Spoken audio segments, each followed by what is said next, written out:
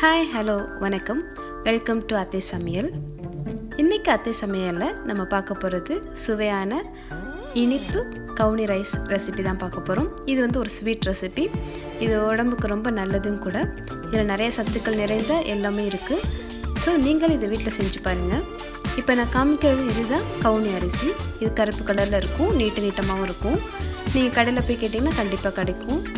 இதை ஒரு 200 கிராம் நான் எடுத்துருக்கிறேன். இதை எடுத்து ஒரு 3 ஹவர்ஸ்க்கு நான் ஊற வைக்கிறேன். இது 3 ஹவர்ஸ்க்கு ஊற வச்சுட்டு அதுக்கப்புறம் நம்ம இதை எப்படி செய்யறது நம்ம பார்க்கலாம்.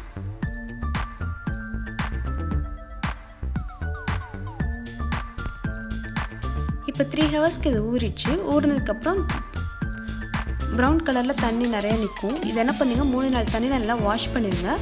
வாஷ் பண்ணதுக்கப்புறம் குக்கரில் போட்டு அகெயின் அதே மாதிரி 3 டம்ளர் தண்ணி ஊற்றி ஒரு 8 விசிலுக்கு வச்சுருங்க. இன்கேஸ் அதில் தண்ணி அகெயின் விசில் வந்ததுக்கப்புறமும் அகெயின் வாட்டர் இருக்குன்னா அதை கொஞ்சம் போகிற வரைக்கும் நல்லா அகெயின் குக் பண்ணிடுங்க.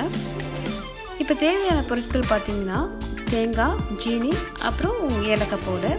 இப்போ 1 by 1 இதை ஆட் பண்ண ஆரம்பிச்சிடலாம்.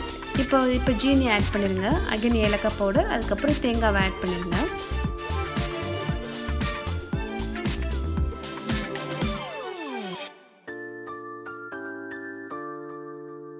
ஜீனி ஆட் பண்ணதுக்கப்புறம் கொஞ்சம் இலகி கொடுக்கும். அகெயின் கொஞ்சம் வாட்டரி ஆகிற மாதிரி இருக்கும்.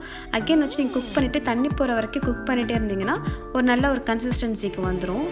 இந்த அளவுக்கு ஒரு கன்சிஸ்டன்சி வந்துடும். இன்னுமே கொஞ்சம் தண்ணி போகணும். போனதுக்கப்புறம் நம்ம இறக்கிடலாம். கொஞ்சம் நேரம் குக் ஆகட்டும்.